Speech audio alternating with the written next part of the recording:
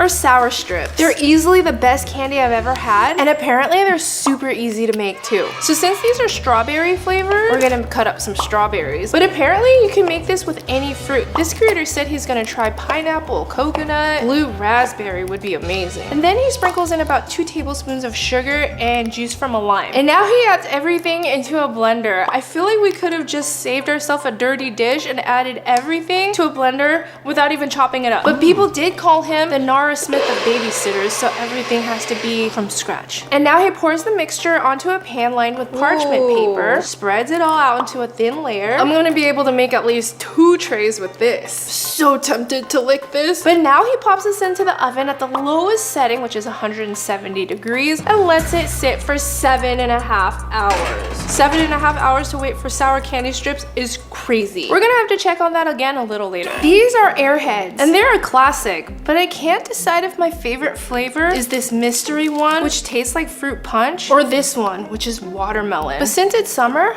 that sour taffy chew is so good. Let's try to recreate this using this TikTok recipe. Okay, into a pot, she starts by adding 1 cup of sugar, 1 tablespoon of cornstarch, half a cup of corn syrup, 1 tablespoon of margarine, I'm gonna use butter, 3/4 of a cup of apple juice, some salt, and then she says to cover and bring it to a boil for 3 minutes. And I wasn't sure if she meant after 3 minutes it reaches 240 degrees, but that's what we have to bring it up to. Okay, it's been about 3 minutes, and my butter's still just sitting there, so I feel like we need to give it a stir. And we definitely should have given it a stir from the beginning because the cornstarch is clumping up. Okay, dodge that, but now let's see what temperature it's at. We're only at 220. It's finally reached 240, and I can confirm that took about 12 minutes to come to temperature. But now she adds in her color and flavoring. I'm gonna add in my super concentrated watermelon drops, and then we're gonna try to match the Airhead color. A hint of green and maybe a drop of blue. I'll try to get it as close as possible. I mean, it's not atomic, but that looks pretty close. Maybe a little bit more blue and a little drop of green. I don't know if that's close enough. But now she dumps in a tablespoon of flour. I don't know if she's fooling us or if the flour is just gonna melt away later, but there's some major clumping going on. It is what it is. But now we have to pour it onto a baking sheet lined with parchment paper and let it cool completely. I hope this works.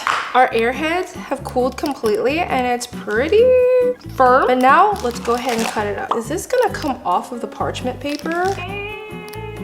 It's sticky. Let's cut a smaller piece. Okay. I try to get the color as close as possible, and as it seems, a lot more stretchy too. Let's try it. That, my friend, is nothing close to an Airhead. It may kind of look like one, but it's sticky, weird, cornstarchy goop. 2 out of 10. Sad because I really love a good taffy, which is basically what Airheads are. And this got me thinking, why don't we try to recreate the classic saltwater taffy? Okay, so this saltwater taffy recipe is pretty similar to the Airhead with a few little adjustments. But we're gonna start by adding some sugar, cornstarch. Of course, we need the salt to our saltwater taffy, and water. Last time my cornstarch clumped, so I'm gonna mix this up before adding the butter and corn syrup. Okay, now we bring it up to a boil, and the temperature should go up to 255 degrees. Okay, we're at temp.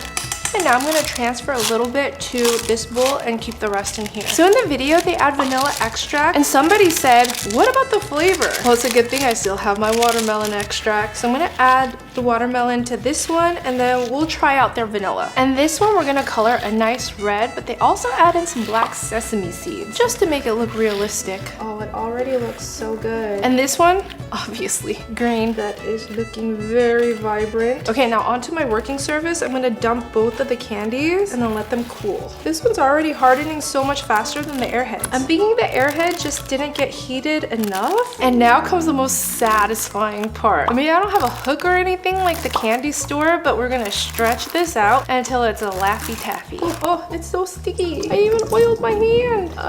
Basically, you're incorporating a ton of air. This is not easy. I thought it would stay in one piece, but it's kind of like falling apart. It feels like I'm making dragon's beard instead of actual taffy. Speaking of dragon's beard, keep watching because I'm tackling that again in a different way. Now we're talking. Finally coming together, and this is so satisfying. I'm gonna sit my rind aside while we work on the watermelon meat. It actually works so much better once it's cooled down a lot. I was able to stretch the pink to the best of my ability, but as you can see, it's kind of hard now. We're gonna go ahead and form this into a watermelon candy the way they did. As good as it's gonna get. Now let's wrap it. Mine's kind of uneven. Okay, I'm rolling it to smooth out the edges, and let's cut it. Oh, and here's my taffy. And here's theirs. The original is just so much softer than mine. It's sticky and chewy, almost the way like a caramel is. And this one is definitely flavored with watermelon. Like I taste the watermelon. Let's try mine. At least we're already better than the Airheads, so. Not bad. It's sticky and it's definitely not as soft and chewy as this one, but I almost like it that way. It reminds me of like a Tootsie Roll. Maybe if I stretched it and put a little bit more air into it, it would have been as good as this one, but I'm gonna give this saltwater taffy recipe 9 out of 10. This is one of the coolest things this creator has ever made, she said. It's a holographic chocolate bar that literally made my brain stop braining. I mean, what is this sorcery? Let's make it. We're gonna start by chopping up and melting some chocolate. I'm just taking a solid chunk of chocolate, chopping it down, and remelting it to put back into a chocolate bar. I'm out of breath. Let's melt this thing. Okay, our chocolate is looking nice, melty, and smooth. I'm gonna take it off heat. And then with the extra chocolate that I've reserved, we're gonna pour it back in here and let it melt so that our candy bar has that nice snap instead of just melting into your hand. This is called tempering my chocolate. So I did some digging and I found the exact mold that she used in the video. And the instructions were really vague, like she said. Just don't mess up.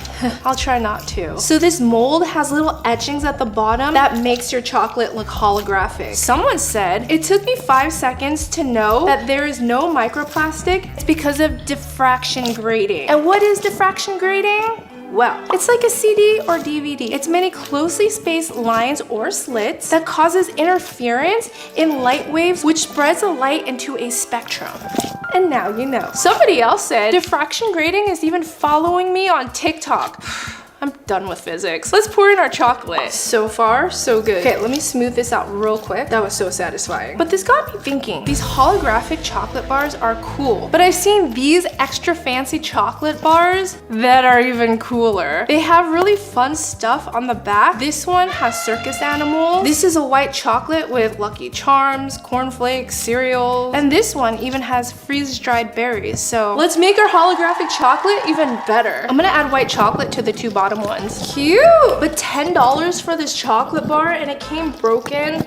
I'm not happy about that. This is even more broken. Let's look at our cereal bowl. Whoa. This is all marshmallows, not broken, and beautiful. First things first, let's make our circus animal sprinkles. This is so cute. Let's give it some color and a little shot of sprinkles. It's a party now. Then I got really lucky and found the exact same freeze-dried fruit medley at Trader Joe's. So we're just gonna spread it right on top. And finally, my favorite. I found this mini Lucky Charms pouch, and hopefully there's more marshmallows than cereal in here. Not a ton of marshmallows, but I think we have just enough for these two bars. They covered theirs up with some chocolate. I think this looks pretty epic as is, and I'm just gonna leave it. But if this turns out holographic and set, this may just be the best thing I've ever made. These are Extreme Sour Warhead. It's like a really sour lemon hard candy. And this next one is supposed to be exactly like it. Okay, so he starts off by adding sugar, corn syrup, and water into a pan, and then he brings it up to a boil to 300 degrees. Let me give it a quick stir, and we know this is gonna take a while. Okay, it's been like 5 minutes, but the bubbling has already changed, so let me see what temperature it's at. Whoa, this one's actually moving fast. But he says